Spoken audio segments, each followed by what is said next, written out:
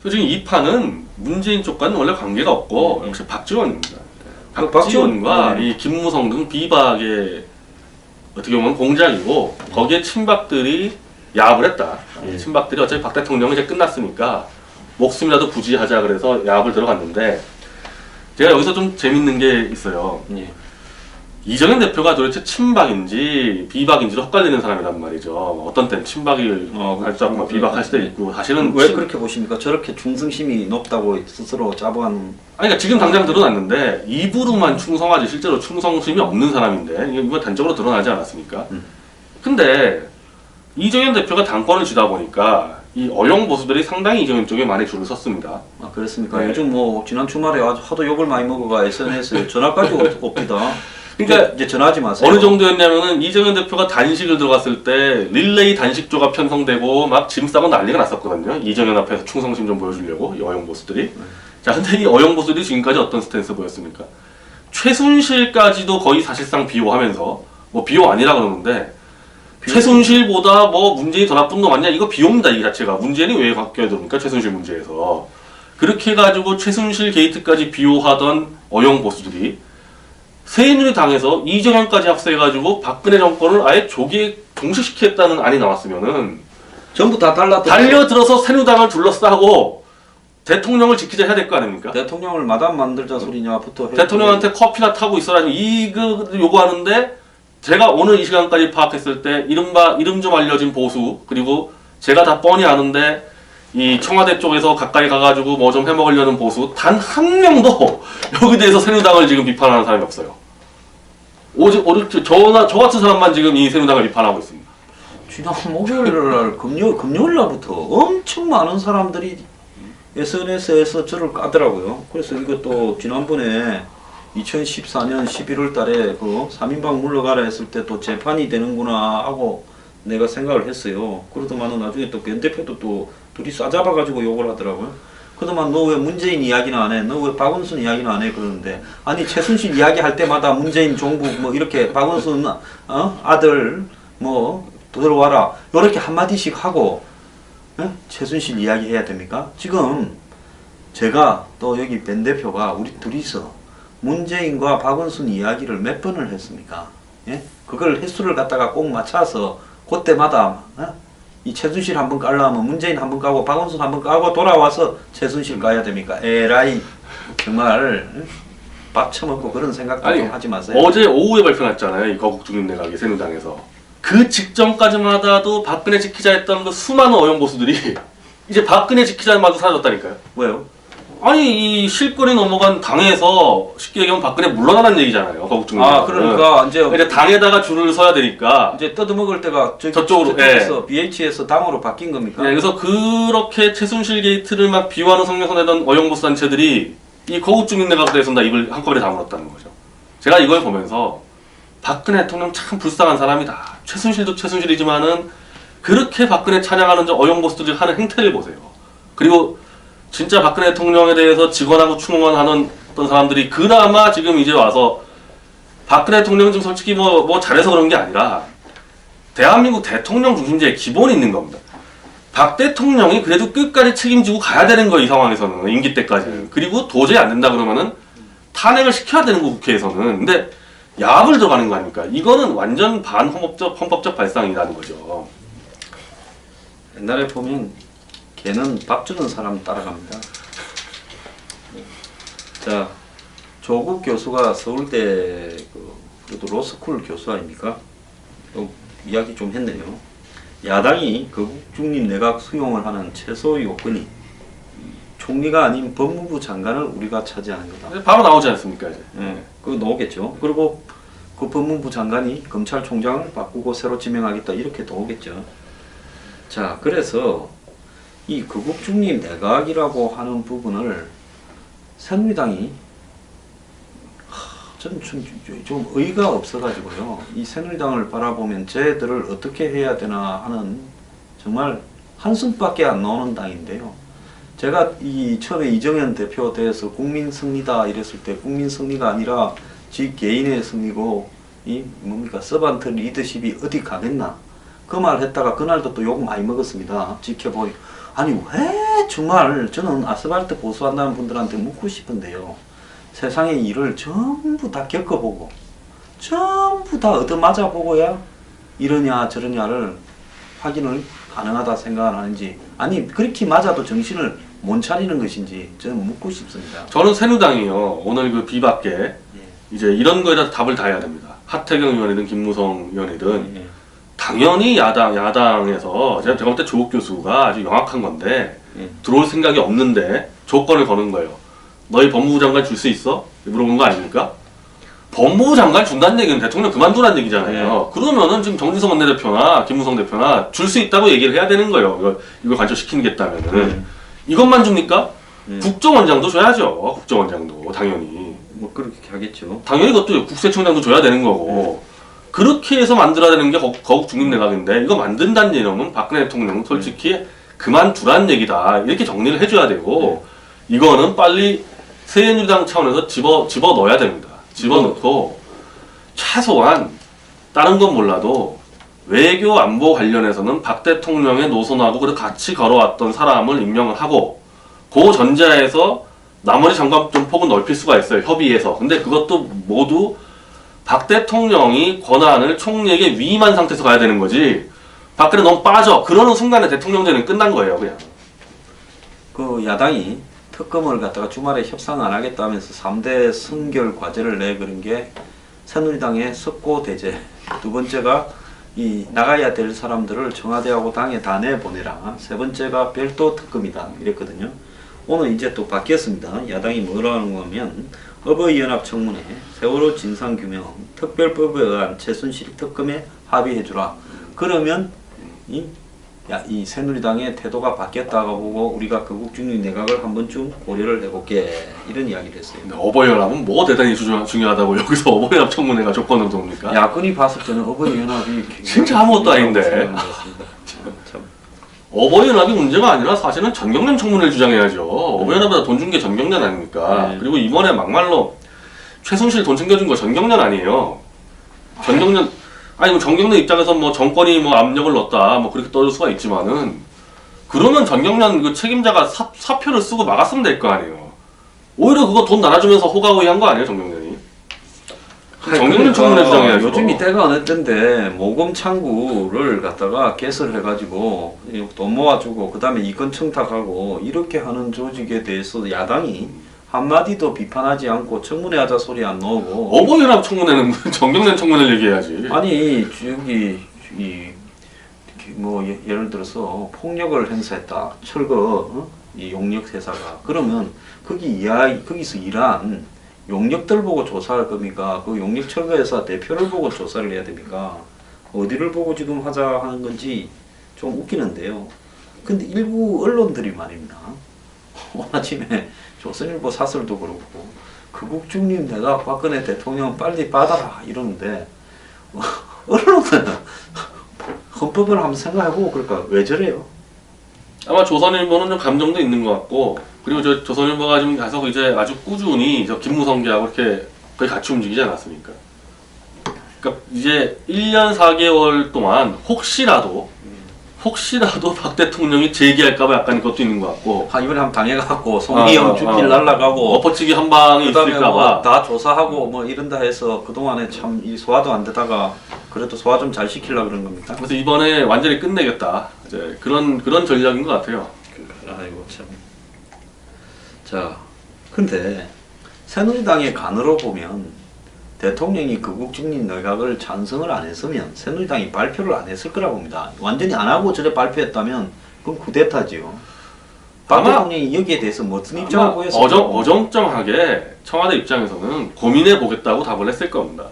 제가 지금까지 알고 있는 것도 그렇고 뭐 긍정적으로 검토해 보겠다 뭐 이런 답들 있잖아요. 이거 멘트를 하는 멘트. 근데 실제로는 그건 뭐 안 하죠. 할 수가 없는 상황이죠. 오늘 오후 3시에 순실이 아줌마가 이렇게 출두하니까 어쨌든 거기에는 관심이 좀 덜 가고 또 거의 공격을 좀 막아보아야 되겠다. 이런 데만 지금 신경이 꽂혀가 있다 보니까 막 개헌이든 거국중립 내각이든 뭐 말로 줄 수 있는 건 다 주자.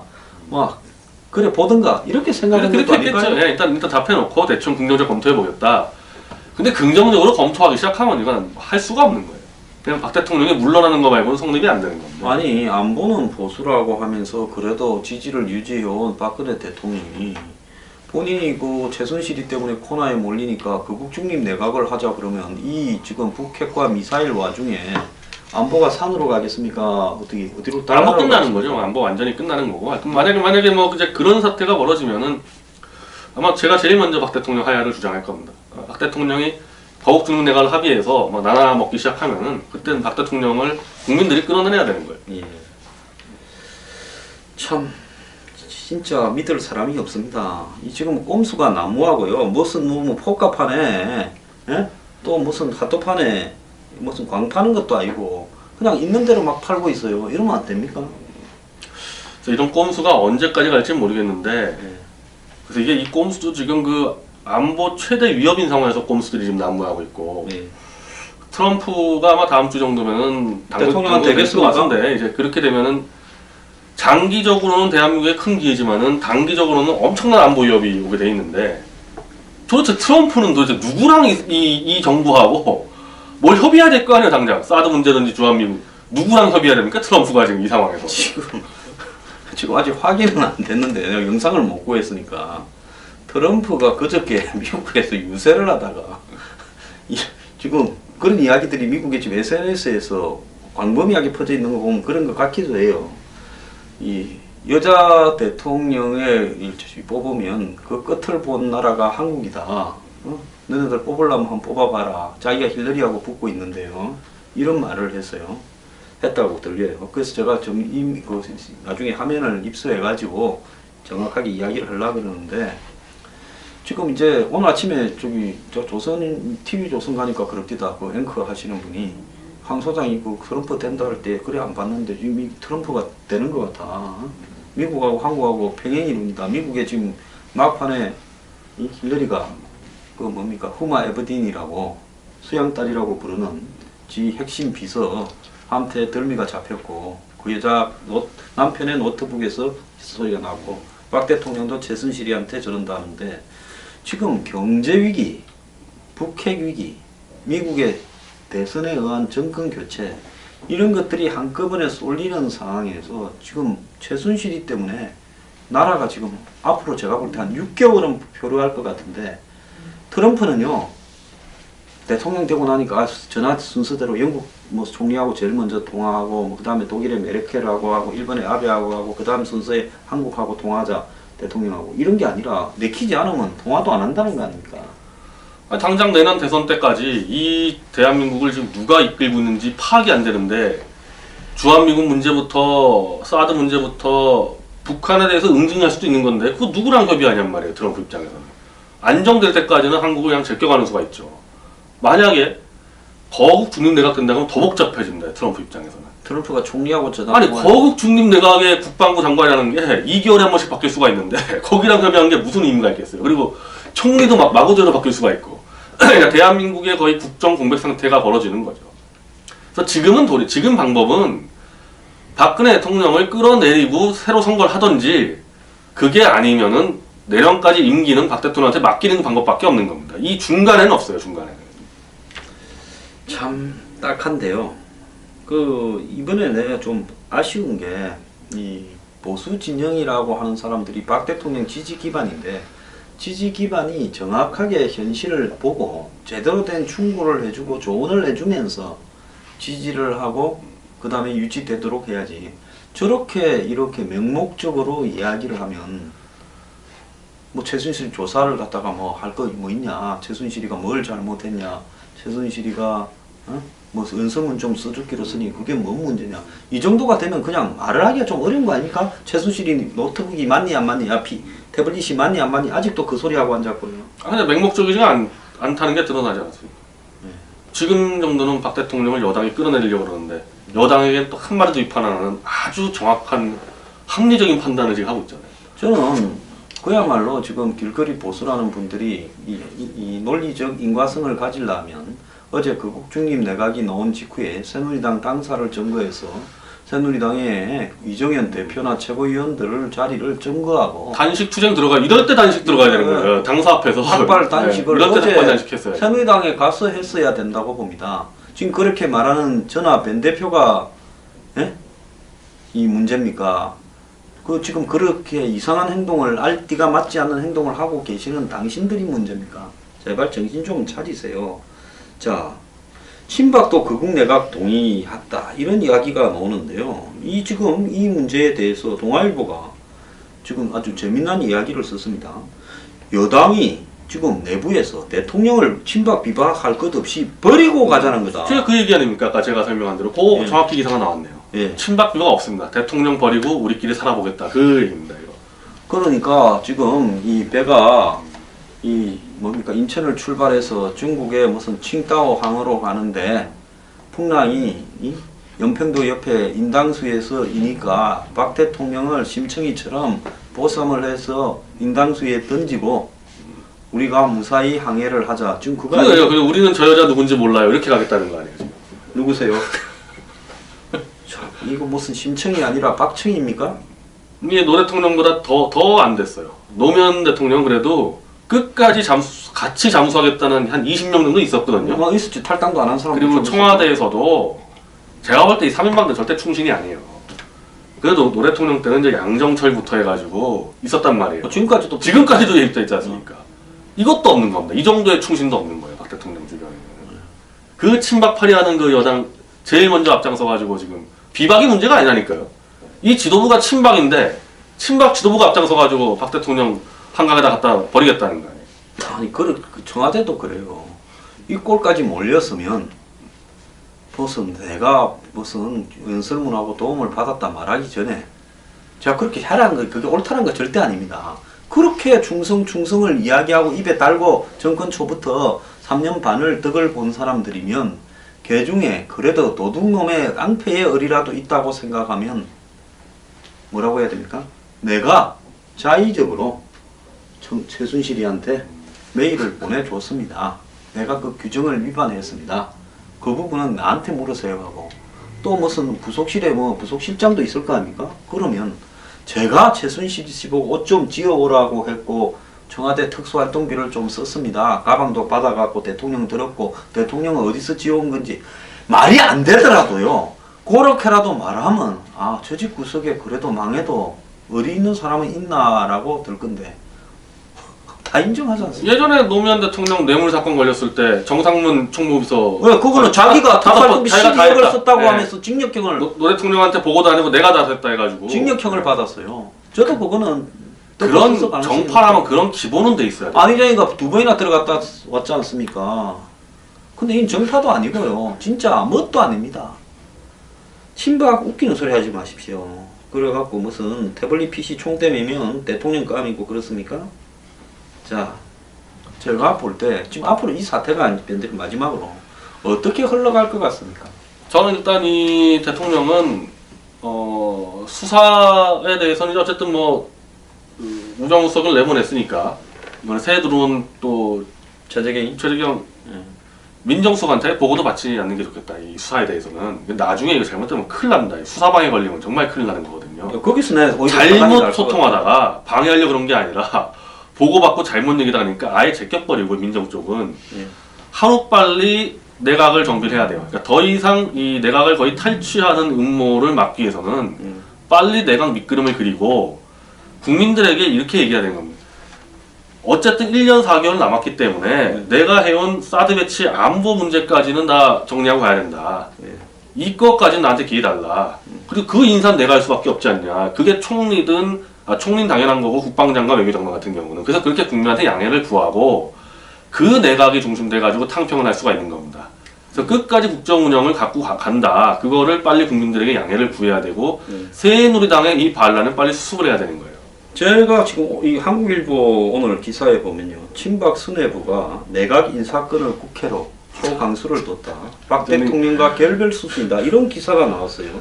책임 총리제로 수습하겠다라고 발표를 안 하고 거국 중립 내각으로 이렇게 발표를 예상을 깨고 사실상 만장일치로 채택했답니다. 이정현 대표는 반박도 안 했다는 얘기예요. 네, 그러니까요. 최연의 뭐 포레 사장 이런 사람들. 네, 그리고 최순실 긴급 체포 인적 쇄신도 결정했다. 대통령에게 기대할 것 없다라는 기류다.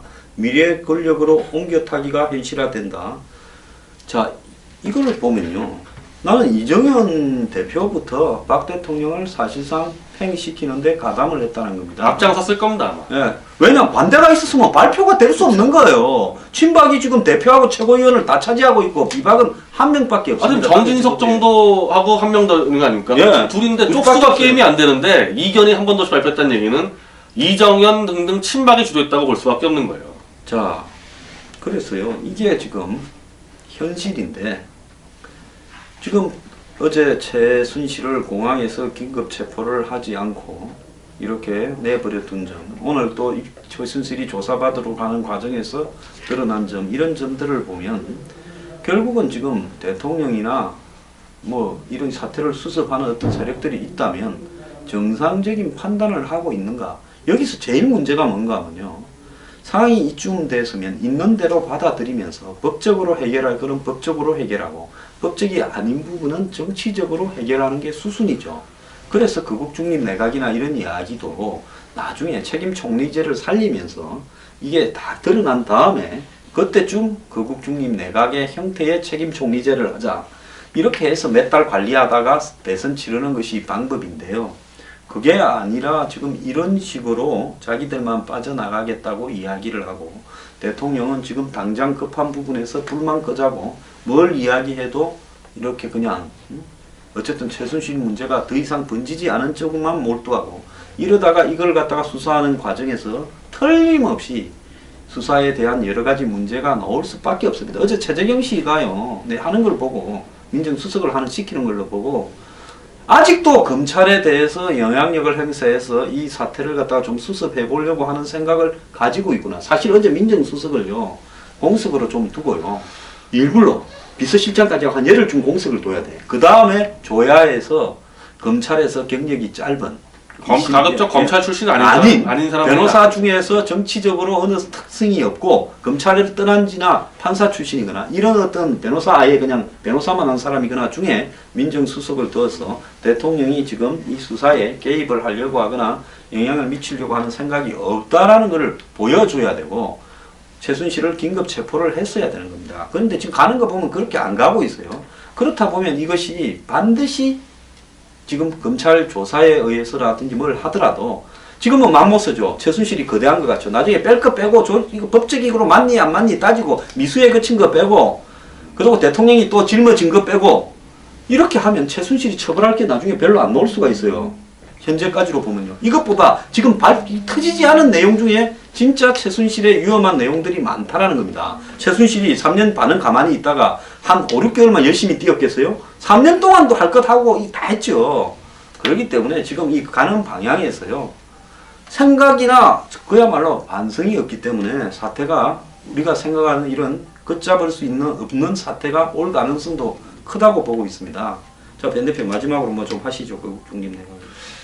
제가 노무현 정권 말기 때 좀 보면서 참 제가 그때 같은 경우는 제가 아마 30대 한 초반 때였는데 참 인생을 많이 배웠다 생각했었거든요.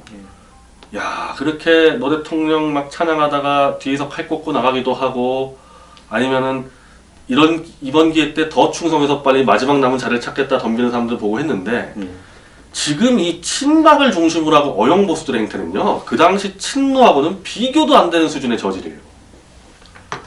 이념과 가치 그것이 잘못된 이거 완전히 보는데 친노 때는 그래도요, 뭐라도 자기들의 이 좌쪽 이념이라든지 아니면 노무현 의리라는 것을 기준을 놓고 사기를 치고 했었는데요. 지금 그 자체가 완전히 사라진 겁니다.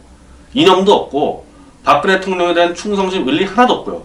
어영보수니 친박이니 자기들로 살아보려고 계속 줄타기만 하고 최악의 추태를 지금 벌이고 있습니다. 그러다 보니까 권력 스캔들에서 나오는 한마디로 이 클래스도 지금 다르지 않습니까? 과거에 대통령의 형님이 해먹었다.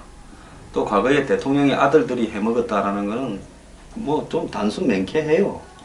근데 이번에 최순실이 지금 거의 거론되고 있는 부분이나 수석들이니 비서관이니 거론되고 있는 거, 동영상이니 뭐 녹취니 해서 나오고 있는 행태를 보면요, 수준이 거의 발바닥으로 가고 있다라는 것이 현실 아니겠습니까?